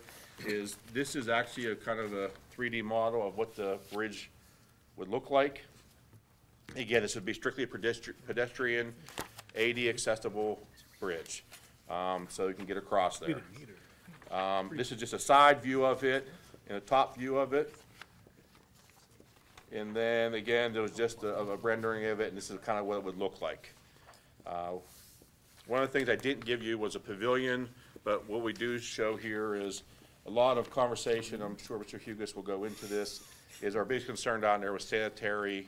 what can we do as far as connecting things, and looking at this, we come up with an idea of potential putting in a vault system where it has its own water, and it's already in a vault, and then you wouldn't have to worry about running anything to it. There are some concerns with it, but again, we thought it was an opportunity to potentially do this to help with the issues we have down there. So, Is there water down there currently? Is there a fountain down there currently? There's water, yes, there's no sanitary. Correct. So whenever you say a vault, are you saying a vault for the sewage or a vault? So there would actually be a vault underneath the actual existing, so what they do is set the vault in the ground, set the bathroom on top. And the vault has two chambers, one holds clean water, one holds the waste.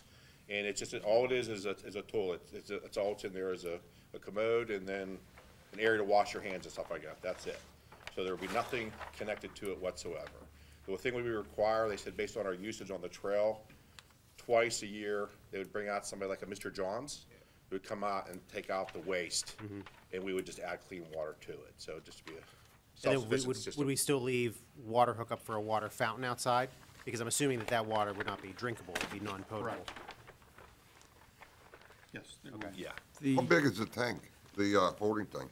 It varies depending on usage, Mike. There's different styles, shapes of the facilities, if you will. We could do a single unit, You could we could use, do a double. you could have a unisex or you could have a men's and I mean, no, I'm females. saying like 500 gallon, 1,000. Right, and that depends on how big of a vault that you want to install. He mentioned once or twice a year, but Correct. to empty, it would be a pretty big vault. Yeah, it says here, each holds up to 1,000 gallons of waste, approximately 15,000 uses. And you also have to make it a water-type system because of the nature That was of gonna be the the Valley question, Park, yeah. obviously. It has to be somewhat of a watertight system. The $487,000, that covers all of this? Correct. Yes, so that's in. No additional money? Correct. No, as Paul was mentioning, Paul Estock was mentioning, we got a grant, but it's a matching grant, and half of that will that's come out the of the. 487. Yeah, Yes, sir. exactly, the swimming pool money. Yeah, and that's for core drilling, that's for putting in the support system for it. I mean, that's for the parking lot, that's for everything. And it's all So, covered. That's also removing the existing. Right. Everything's existing there too. It's already about removing that too. Okay, thank you. Tell me about the material on the decking of the bridge.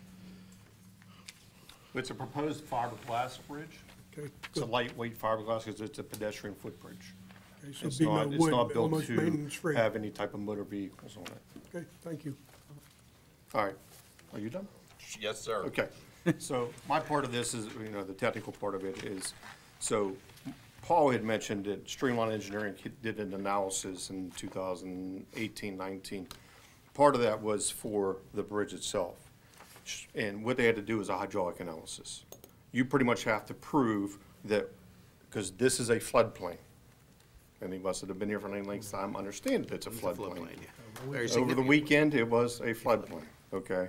So you have to prove that if you're gonna build in the floodplain, that you don't have any adverse reaction upstream. So part of that analysis was to remove the skate park, the fencing around the skate park, and the guide rail between the parking lot and the soccer fields. So you're deducting those obstructions, but you're also adding the bridge structure at the same time. So the analysis showed that it was not detrimental, because you're removing some, but you're adding some. That was the original analysis. Later came the plan with adding the restroom facility, the pavilion, and the additional parking lot. Now, with all that, because you're in a floodplain, we have to submit a permit, it's called a joint permit application, to the DEP and the Army Corps of Engineers for their ultimate approval. We also have to get approval through our zoning hearing board, because our zoning ordinance talks about developing in floodplains. So we have to go through kind of all those processes. Applying to the DEP and the Army Corps of Engineers is about a 10 to 12 month permit process. So we won't know until this time next year whether it was approved or not. But adding these additional features here, when you submit the permit, you have to submit exactly what you're gonna do and how you're going to construct it. They want to know how you're gonna build the bridge, what the foundations are gonna be, even when we get to the restroom, what kind of a tank system, and the pavilion. The pavilion may need to be more than just a typical construction where we would just, put some stone down, form it, concrete, put pillars up. Because it's in a floodplain, we may have to embed that into a foundation system. So if there's something that floats downstream, it hits it, it doesn't knock it over. So there's some design work that has to go there. So we engaged into a geotechnical investigation to see what kind of a soil makeup is actually on the Municipality of Monroeville side and on Murraysville side. For those of you of age would understand that a lot of this fill came from where? Gateway School District. Radio Hill. Radio Hill. That's right. Exactly right. Radio Hill. So when they brought it in from Radio Hill, they filled in this area, and it is a non-engineered fill. It's basically was then dumped and put in there. So in our geotechnical investigation showed that we have 3 to 4 feet of unsuitable fill before you actually get to rock. So our foundation systems for the bridge and the other amenities will be a little bit more costly because of that. But when the permit is submitted to DEP, we have to show all that information. We have to show how we're going to build it. And, again, the original hydraulic study did not have these amenities. We talked to Streamline again about it. We don't think it's a big deal, but it's something we have to provide in the initial application to them. And again, it's a long application process, and you're basically gonna wait to see if they even approve it. Tim, is there a timeline on the grant money? Yeah, we can get an extension on that, Paul. We can get an extension to, we're scheduled to expire, I think, in '24. Correct. And we can get an extension until '26? Yes, sir. Yeah, '26, yeah. So from a timeline standpoint, if you project a year from today, you're 23. If you get approval, then you have to put out a public bid for the actual construction, which you're probably looking another 8 to 12 months for that. So you're looking at the end of 2023, 24. Which we're still in that allowable, but we can ask for an extension if we need be. So we're at the point now where we have not executed the proposal to go ahead and submit the applications to the DEP and Army Corps of Engineers. So we need to probably move pretty quickly on that. If we talk to the Westmoreland Heritage Trail folks, Yeah, they're in full support, Yeah. and then, Rich, he was at the initial Yeah, meeting we they had were back at in it. 18. He was, and basically, we're trying also to get a meeting, Mr. Wilden, myself, with Jim from Murraysville. Jim Morrison. So we're trying to schedule that meeting with them to see if they require anything on their end. Even though He's it's landing retiring, there, we same need, with we the need to find doors. out what they need from us. Jim did, so we just want to be good neighbors and let them know too. No, it's further. I don't know if this question, Paul number 1, Paul number 2, Paul number 3, but everyone wants to answer it, can. Is there not a house right across the street from this park No. on Cabot? across the It's park. pretty far down. that's Right. That's at the intersection. Are they hooked into the sewage line? And if they're hooked into the sewage line, why can't we hook our bathroom into a sewage line? All right, so here's the answer to that, unless you want to answer it, Mr. Hizzy. But the answer to that is, the sanitary sewer line is actually in Turtle Creek itself. It's the main trunk line. Okay, That main trunk line is owned and maintained by Alcosan. You can't just tie a private lateral into a main trunk line like that. It will not permit that to happen. And the other part about this, again, is, we're talking, it's a floodplain. So, if you look at this thicker light gray line here, as well as over here, those are the limits of 100-year floodplain. So, like this past weekend, it was full of water. So whatever you build there, it's not a matter of if, it's when it's gonna be inundated with water. So, we're gonna have to take that into consideration, from a maintenance standpoint. So to Mr. Williams' question, though, is that home, that stone home on the corner there, where does their sewage hook into? I do not know. There's 2 homes right there. Yeah, there's one on each, there's one in each corner. One on Saunders Station, the other's That the little dirt Cabot. road it goes out, it goes across to that dirt road. That's the four houses on Yeah. the left. Backers Lane. Backers Lane. Yes, sir. Yeah. A quick question then, Paul, not to complicate it more, any other consideration to moving the waterless, the restroom to the other side of the trail? Well, Paul and I discussed actually relocating it down to the Westmoreland Heritage Trail access point where it is today. Right. Because it is above the 100-year floodplain in that location. It does not get flooded, so if you're worried about that restroom facility not getting flooded, that would be the place to put it. If you put it here, it's going to flood. Right. So is that, I mean, is that even an option in the design phrase of it? I mean, immediately across from where you are, there's a bend and opening the trail, but I think it's Franklin Township Water Authority's. That's correct. it Yeah, is. that's their entrance and, to that, across from it. But is that a better consideration? Because again, you're correct. We just had a couple emergencies on the trail this past weekend, so I was back on it. And you're right, there isn't a restroom. You have to do that till Murraysville. Yeah, the idea we thought about is because within the grant scope, we don't know if we can take it outside of Monroeville. So the grant is specifically for just Okay, that's a good this question for area. that. That takes care of the, across the road. But again, we talked about, we do have an area between the parking lot and the trail where the kiosk is. Yes. That we have an area, we have identified that we could put a restroom there potentially. And then- Now, there is no water down there. Right. It comes down, it makes a left and goes down Abers Creek. It does not go down to Saunders Station. Right. So we don't have any water there, so it would have to be a Same, waterless system. similar one too. But it'd be Yes, the sir. same thing anyway. Right, now there's some plans for rerouting the trail Correct. as it relates to the expansion of the turnpike, which Correct. kind of started this, this whole conversation too. So it would still, the bathroom we're talking about, would still be closer to the current access points wouldn't really be affected That's from right. it as opposed to what's going to be changed, for down the old railroad tunnel. to do Yeah, that. so, yeah, it's gonna change, it's gonna do a little dipsy-do there once we put the turnpike comes in there, but it's, where we currently are, nothing's gonna change there. It's in between us, so. Is that a technical term? It I is a don't- technical dipsy-do. term, dipsy-do. Sure. I've Yeah, just we looked all at under- we all understood it. Yeah, understood exactly what you meant to do that. So that's going to change.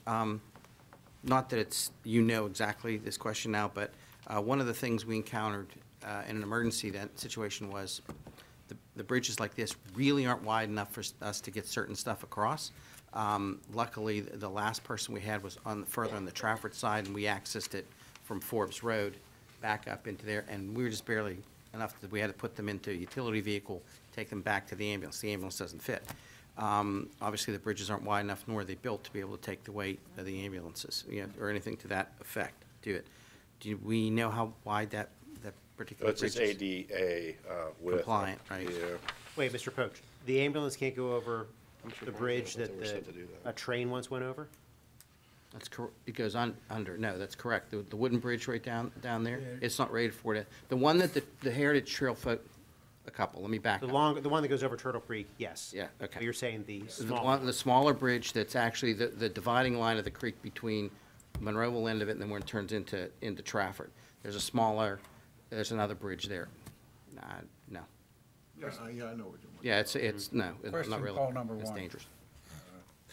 I like that. Everything, I'm glad you addressed me as number one. Thank you, and I appreciate it too, by the way. and there's two, you gotta be. I've been here three longer, just so I should be tonight. two. He's but that's two, okay. he's Yeah, three, he's yeah. number two. Maybe it's by age. Okay. All your If it's foundations, age, she's Yeah. one. No. all your foundations have to go to bedrock, is that correct? In this particular case, you would have to tie it in, because I'm worried about it becoming buoyant Right. and floating. So if you go to bedrock, you won't have that issue. Correct. You would, almost like a caisson system. Yeah. Thank you. Right. So if there's consideration to the bathroom back to We've at talked, that point. we've gone around and around. Yeah, we've talked. The four of about it. us We have even- gone around and around with it. Even upstream and down at that location. We have.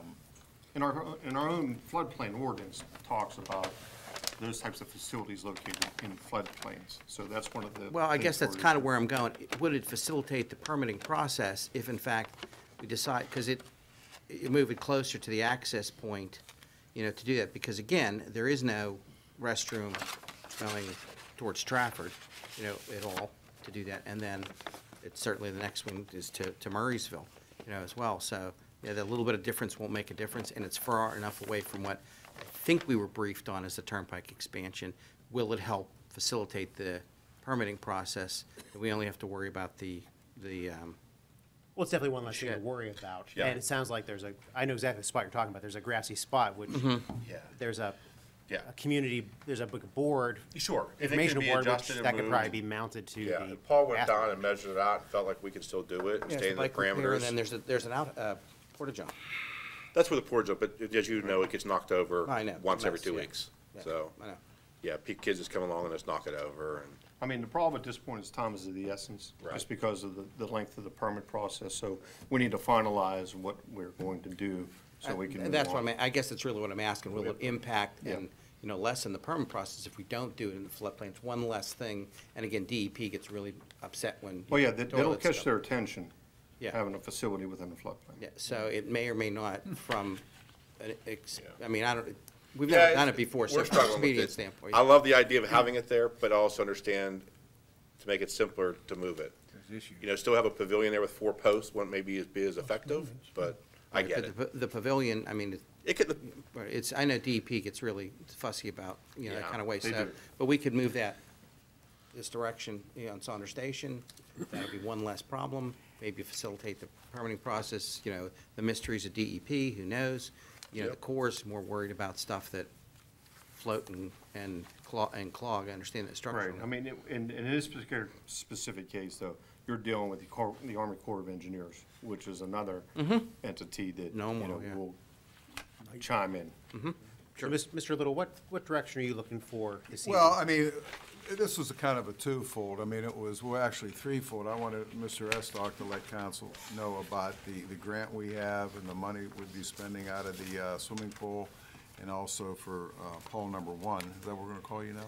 Paul number All the 1? first, all the second. Paul number 1, to go over the technical details, more specifically about the floodplain and floodway. And you guys kind of figured it out for yourself up here and Mike, about the restrooms and the issue with the restrooms and why they can't be hooked into the public sewage. But from my perspective, we met with Martha Frick, the engineer from Streamline Engineering, back in February, and then again about a month ago. And she gave us a proposal, if we're gonna move ahead with this, just so council knows, for site development, because I decided it'd be better just to have them do the site development. It'd be about $21,000, the coordination with Murraysville and the Westmoreland County Park and Recreation, about $2,400, and the joint application process that Paul mentioned, $10,000, construction and monitoring in the joint permit, $5,440, and the as-bills, $3,500, which comes to a total of $42,342 to get the project moving forward. That would come out of the swimming pool money to get this moving forward, to start then with the engineering. If you're talking about the bathrooms, whether keeping them there or not, or moving them, I would propose or believe that could be adjusted as we move along here, because as Paul pointed out, the application process takes so long with the DEP and the Army Corps of Engineers. I think we ought to start moving on this if we're gonna move on it. Do you think you need a motion for us to? No, I don't need this is more of an FYI for you. I mean, you can make a motion, that's up to you. But the previous council, as Paul Estock pointed out, We approved it, right. approved this right after we got the Did. grant application. I think might have been in January or February of last year. The previous council, let's move ahead with it. Well, we've done more of granular, getting into the weeds. Here's what it is to move it forward. And I wanted to have an FYI session, an update because a lot of council members were new up here. So everybody's abreast of the direction we're heading. Yeah, and council, we do have this funding as far as the grant. We have the matching funds with the pool sale, but there's really nothing, especially when we start talking about the timeline of the grant we're allowed with the extension. There's definitely more years there. So there's nothing that doesn't say that we can't apply for other funds through the state, through DCED or DCNR. And we're doing that already. Yeah, so we might actually get additional help. Great. I think we need to get this moving, so if that's the question. Mr. Estock, and you have something our else? direction Yeah, I is just want from- to make it clear, like what Mr. Stevens said, that, even this money is covered underneath, gonna be underneath the grant and the matching part, so. Yeah. Thank you for Okay, I just wanna make, clarifying that. thank you, I just wanna I make sure. appreciate it. All right. Yeah, and if there's any issue, Tim, let's get it done. I mean, again, No, I it's was a good here for project. that last one. Do we need Nick a was here. motion or something to get this going? No, No, I think we It's just, not we have the, I just- we have the feeling of I like the council. blessing. We actually They did. confirm what the previous council voted on. And I'm kidding. It's already going. We actually did this. Yeah, we just more or less an update. for Now, you. one thing I do want to bring up in this whole process, and it really, it's kind of a side part of this as well, Mr. Estock, is I know you mentioned about the skate park that we're maybe, getting rid of. Personally, I would hate to see, for us to lose a recreational amenity. I know no one up here skateboards, but I'm sure there are people in the community that do, and their kids that would. So maybe as we explore maybe another home for the skate park, maybe not that actual skate park, maybe we look at maybe something similar and finding another park somewhere in the community for that. Yeah, if anybody has any thoughts or ideas with that, I struggle with it, because the community park is already bulging at the seams, and Monroe Park East now is kind of bulging at the seams, and that's our center area. I'm not sure where else we can find a location, but anybody has any thoughts, you can email Tim or myself, and. Yeah, but let's maybe dig into it a little bit. I mean, Yeah, with anybody has our any thoughts? 18 And- I parks. don't necessarily know if you decommission that one, and it's gonna be worth moving it anywhere. Well, that's what I That's mean. what I'm saying. Well, that's what I said, Inundated Mr. with Hughes. water several times. Yeah, that's what I mean. So, yeah, I agree with you. I don't believe it can be moved. Once it's gone, it's gone. And I But- don't but believe it. Keep our minds open for another location for maybe something else. A replacement Yeah. of it. Yeah. I'd fall down if I even look at that park. Okay, that's it. Very good. Thank you very much. Gentlemen, thank you. All right, thanks, guys. All right, Keep thank at you. it. Good job. Thanks, number one. Welcome, number 3. Very good. And then, Ms. Rock, do you have anything this evening for your report? I do not. Thank you. Moving through our agenda here, folks. So we're going to open the floor for public comment on any municipal item. I know we had the agenda items only earlier, and then we had our pipeline discussion as well, but this is for any municipal item. Once again, we want to keep our comments try to keep it to 5 minutes, and so we can keep things moving along here. So if there's any resident that would like to address council on any municipal item, now would be your chance.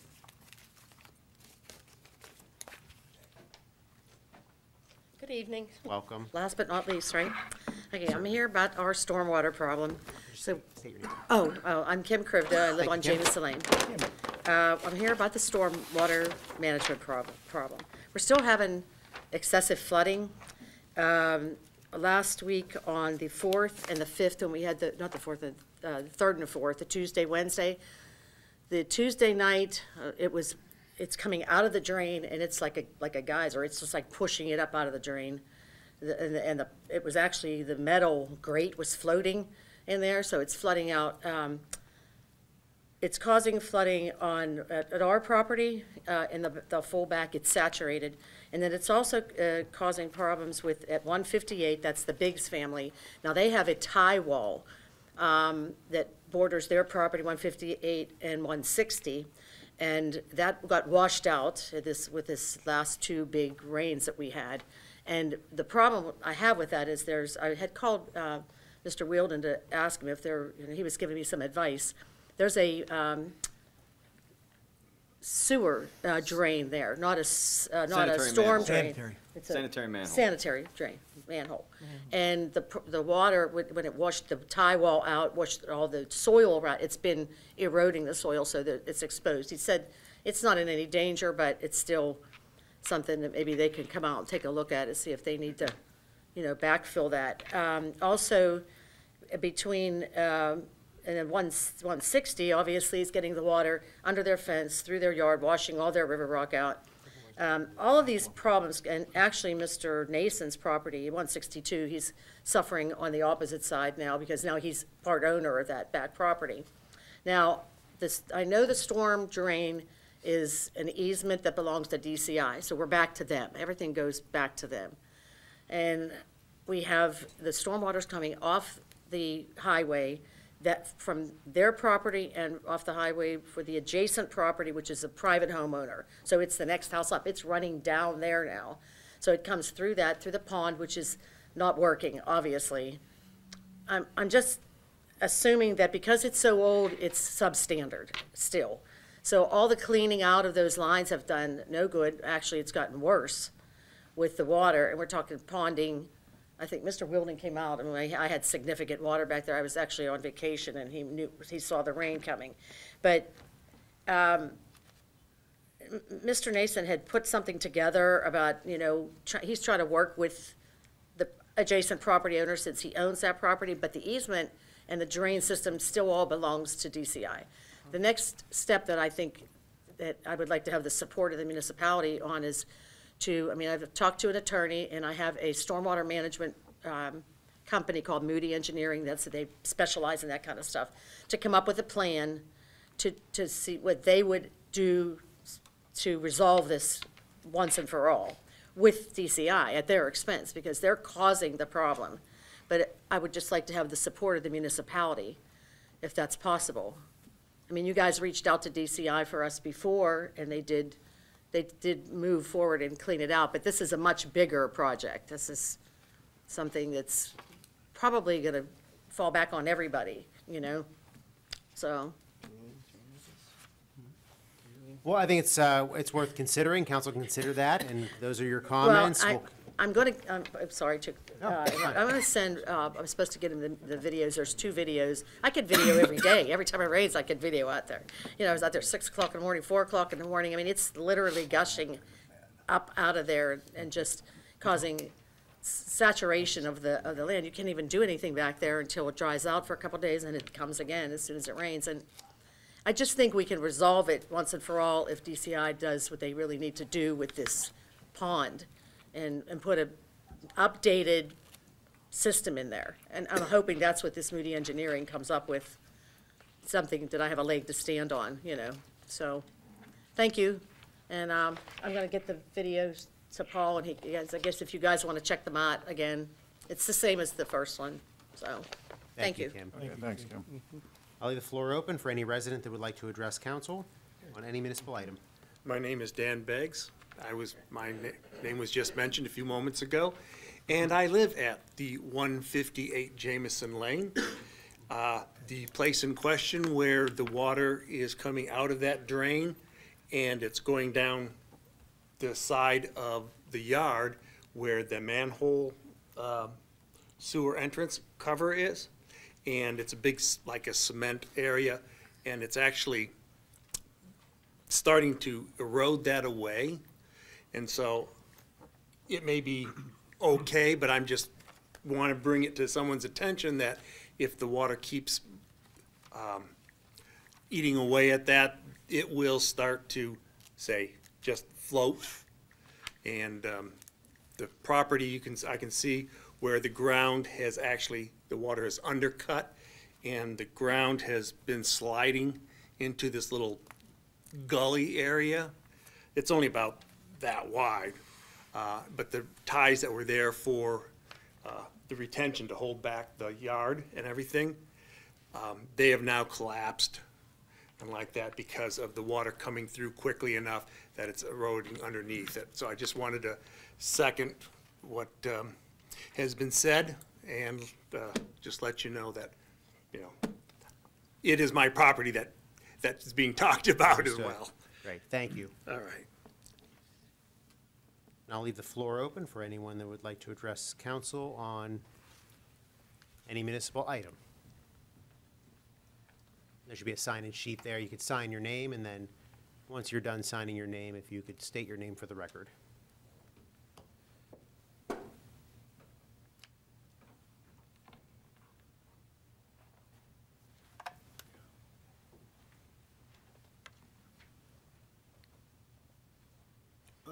Good evening.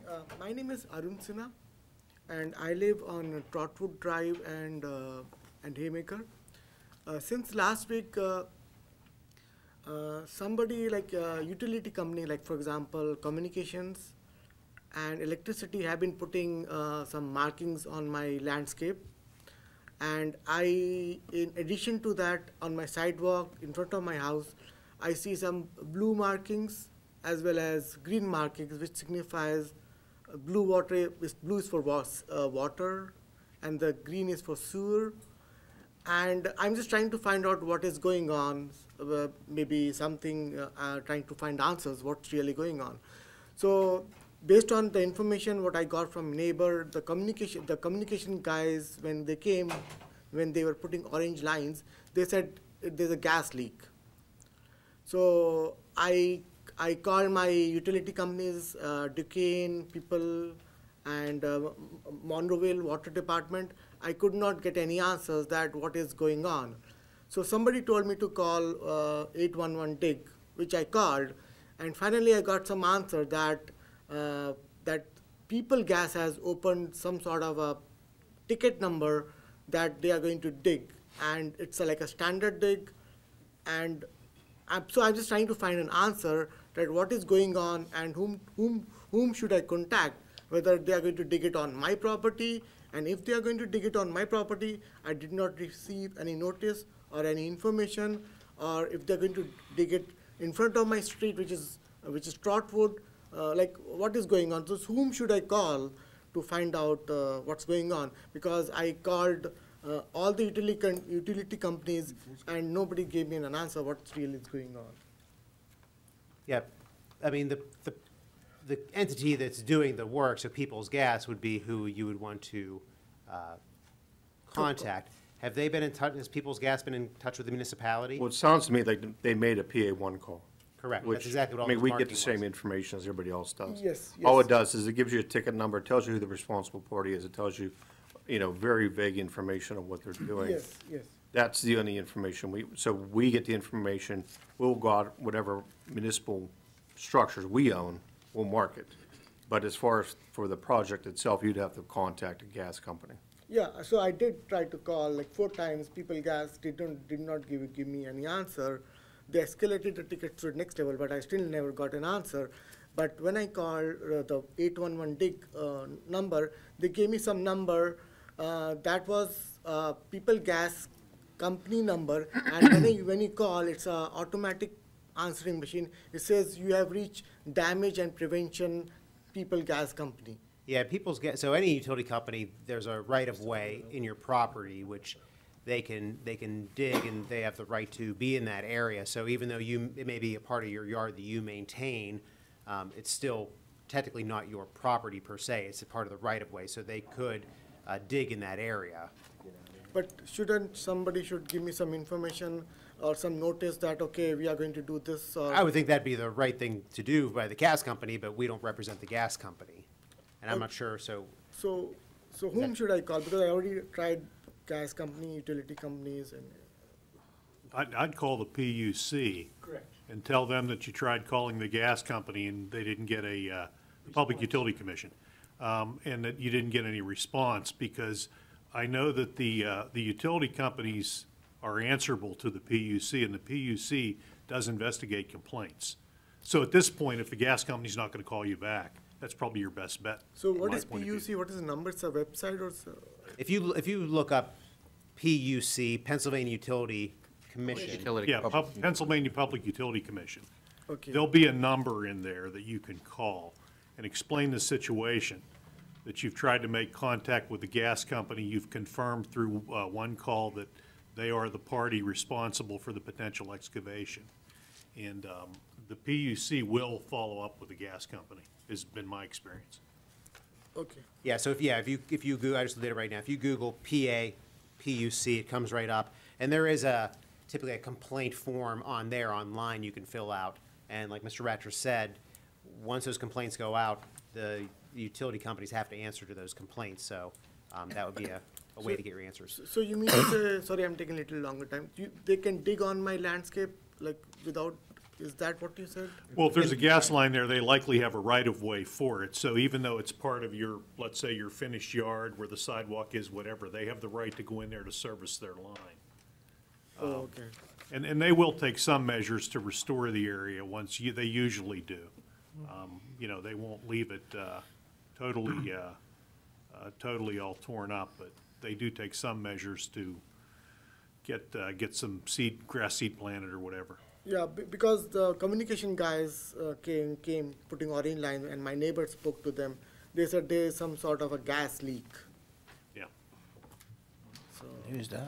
Okay, thank you. Good I'll leave luck. I'll leave the floor open for anyone who'd like to address council on any municipal item. Do I qualify? I forgot something. You're on the clock. Okay, Starts Georgiana now. Woodhull, I am on the clock. I brought it to the attention, I was looking at the cathodic easement, protection easement, and on there, I had told Mr. Little, I brought the information up here, that I had contacted my attorney, just to have somebody look up these two the deeds that are on here. They immediately pulled the October 23rd, 1967 one, but the one on here, on this cathodic easement, with the date January 24th, 2021, the volume and page number are not correct. They could not pull that. So I called the Recorder of Deeds office, and the girl was very kind. I mean, she talked me through some things for the deeds office, and she said that this 4450 on here, that states on here, I'll just quickly read it. The lands of the grantor whereon said cathodic protection facilities are to be installed hereunder are situated in the Township of Monroeville, County of Allegheny, Commonwealth of Pennsylvania, is more fully described in deeds dated October 23rd, 1967. That was correct. We pulled that. January 24th, 2021, volume 4450 and page 1968 are not correct. Yeah, there's a clerical error, So when I said who would be the responsible person to correct this, she said, well, who did the title search? I don't have any idea. I went back to the minutes that I got under the right to know law, and the only name that was on here, and I don't even know if this would have been a title search, it says James C. Karasimitis, Tri-State Title and Leasing LLC, Pittsburgh, PA. So is this something that needs to be corrected by their company, or? Well, we're aware of this now, Mr. We Bradford. actually, Mr. Little reached out to Mr., his name begins with a K. Karasimitis Yeah, on here, on this email. Do you Right, want so- these? Did you want No, this? no, we We're have, well aware. we have the You have them. information. Yeah, we are aware of it. We had already asked them to correct that. I already have the corrected copy, it's already here. I- Okay, so do I have to fill out another right to know form, or just get the volume and deed numbers, correct numbers? What, did you want a copy of this? you want a I did copy want a the copy correct- of it, Yeah, yeah. okay, I can provide that for you, that's no problem. Okay, all right, thank you. You're welcome. Record time. I'll leave the floor open for any resident that would like to address council on any municipal item. Seeing none, we're going to close the public comment period, and we're going to move over to our reports of our council members and officials. So, Mr. Hizzy, do you have anything this evening? Yeah, I only have one thing. I'd like to wish Mr. Little a happy birthday. Yeah, I thought he'd You're not going to get past this, did you? Past that, a little birdie told me, so happy 29th birthday, I guess, and 30. that's all I have. 30. I'm 30. In dog ears. Mr. Oh, Pope. years.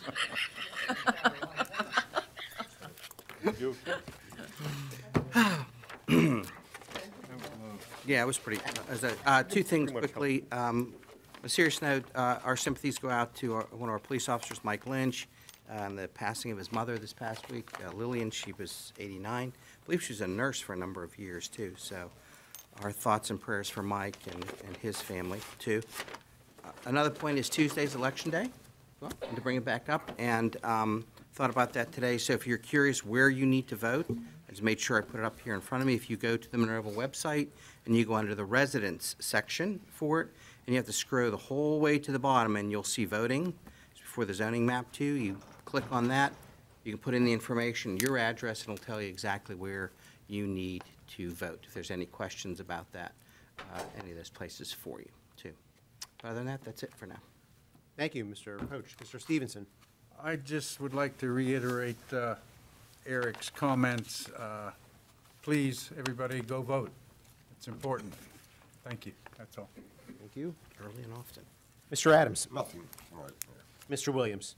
Well, first of all, I'd like to wish all the mothers belated Mother's Day, and thank you, mothers, for your service.